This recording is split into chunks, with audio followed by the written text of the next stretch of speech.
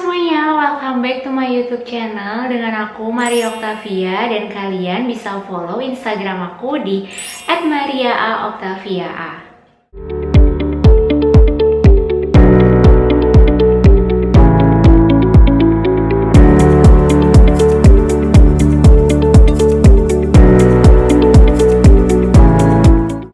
Jadi di video kali ini aku akan bahas tentang sharing all about counseling part yang kedua. Nah, sebelumnya di part pertama aku udah menjelaskan apa itu bimbingan dan konseling. Dan sekarang di part yang kedua aku akan bahas tentang konselor bisa baca pikiran orang. Fakta atau mitos? Nah, buat teman-teman yang pernah ketemu sama konselor atau psikolog, pernah nggak sih kalian merasa kalau mereka itu kayaknya bisa baca pikiran kita? Atau pernah dengar kalimat dari teman-teman yang mengatakan bahwa lo itu konselor ya? Atau psikolog?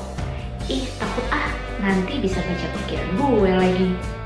Nah, sebelum aku jawab itu fakta atau mitos, aku mau kasih tahu dulu ke kalian kalau selama kuliah di konseling, aku mendapat mata kuliah yang pertama itu adalah psikologi kepribadian dan yang kedua adalah keterampilan wawancara konseling.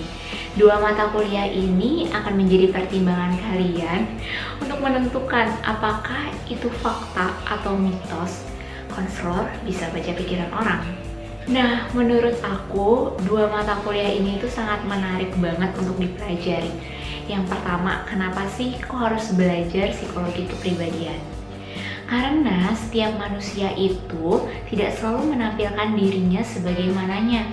Artinya, biasanya kebanyakan orang akan memakai topeng ketika bertemu dengan orang lain.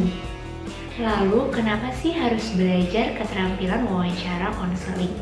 Karena dalam prosesnya perlu banget nih kita tahu teknik-teknik komunikasi konseling selama proses konseling berlangsung.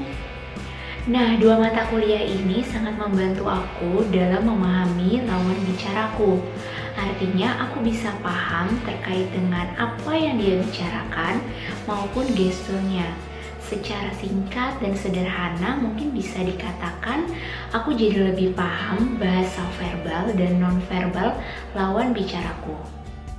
Nah, aku gak akan bahas secara detail tentang dua mata kuliah ini karena pasti akan sangat panjang sekali. Tapi aku bakalan berbagi tentang satu hal yang menarik, yaitu bagaimana cara kita memahami bahasa non-verbal orang lain. Nah, dalam video ini aku akan membahas 3 bahasa nonverbal. Yang pertama adalah ekspresi atau mimik wajah, yang kedua adalah kontak mata, dan yang ketiga adalah gestur. Oke, kita akan mulai dari yang pertama, ekspresi atau mimik wajah. Nah, kalau misalnya teman-teman ada yang nonton Inside Out, kalian pasti tahu ada 5 emosi dasar manusia. Ada bahagia, sedih, marah, takut, dan jijik. Nah, dalam mata kuliah ini aku mendapatkan 2 tambahan emosi dalam manusia, yaitu yang pertama adalah terkejut dan tertarik. Nah, 7 emosi dasar manusia itu pasti pernah kita alami, apalagi yang mungkin masih dalam masa-masa labil nih, ABG, pasti emosinya sedang meluap-luap. Nah, tapi pernah gak sih kita berpikir bahwa emosi itu ternyata bisa digabungkan loh? Dalam arti, bisa ada 2 emosi yang kita rasakan dalam satu situasi. Contohnya akan aku tampilkan di sini.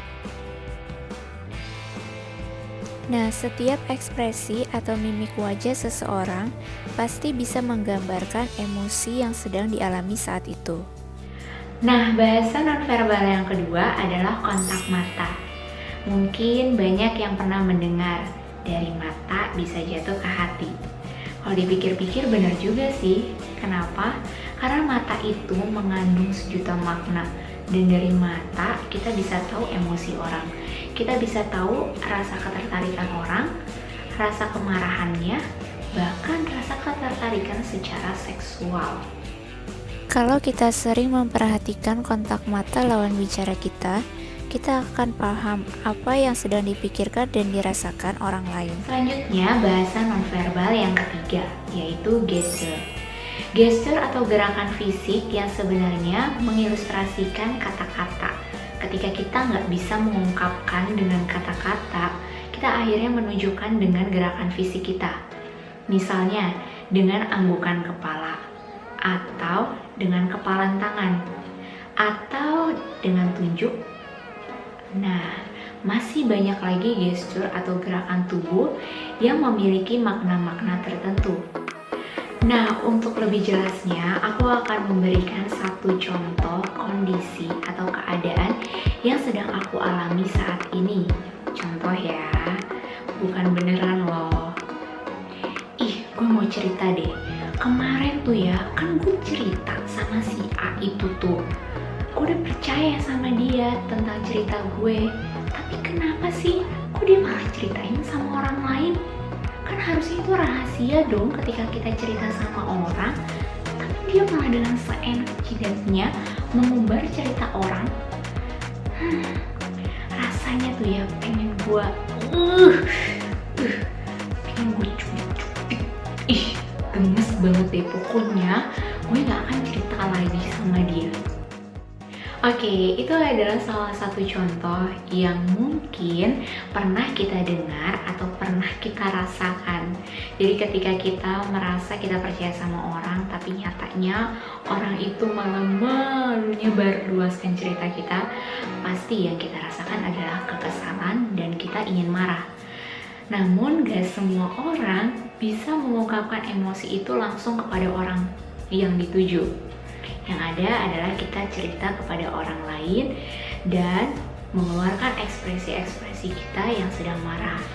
Seperti kita mengernyitkan dahi, lalu mengecilkan mata, lalu ada gerakan-gerakan yang kita tampilkan, misalnya dengan menunjuk-nunjuk, berharap gitu ya, berharap tuh orang ada di depan bisa kita tuding-tuding gitu, istilah kasarnya. Lalu dengan kepalan tangan yang rasanya kita tuh pengen gemes gitu loh, sebel tapi gemes, pengen rasanya mungkin mencubit-cubit gitu, cubit bahunya gitu kan, saking kita ingin mengeluarkan emosi kita, kekesalan kita kepada orang tersebut. Seperti itu. Nah, dengan mempelajari komunikasi atau bahasa nonverbal, aku jadi lebih mudah untuk memahami kondisi orang lain. Jadi ketika orang lain sedang cerita, sedang curhat, aku jadi lebih paham kondisinya dia saat itu seperti apa dan emosi apa yang sedang dia rasakan. Nah, untuk mengetahui bahasa verbal maupun nonverbal orang lain memang tidak mudah dan memerlukan waktu yang cukup lama untuk memahami itu. Jadi perlu proses belajar secara terus-menerus. Beruntungnya aku adalah tipe pengamat. Jadi dari kecil memang aku tuh diajarkan mamaku untuk mengamati sekeliling aku supaya aku lebih paham kondisi orang itu seperti apa, cara bicaranya, gestur tubuhnya, mimik wajahnya, intonasinya seperti apa. Nah, jadi balik lagi nih, konselor bisa baca pikiran orang, fakta atau mitos? Jawabannya adalah mitos. Kenapa? Karena kita bukan paranormal dan gak setiap orang itu punya kemampuan untuk membaca pikiran orang lain. Kita bisa memahami perilaku orang lain, tapi tidak untuk membaca pikiran orang. Oke, sampai sini dulu sharing aku tentang konseling, sharing all about counseling part yang kedua. Semoga apa yang aku sampaikan bisa bermanfaat untuk kalian semua, bisa menambah pengetahuan dan tentunya bisa kalian gunakan untuk memahami orang lain, memahami keluarga, pasangan, atau gebetan kalian. Nah, sebelum berakhir video ini, jangan lupa untuk kalian klik like supaya aku makin semangat bikin video-video selanjutnya. Kalian juga bisa tulis di kolom komentar kira-kira selanjutnya aku bikin video apa ya.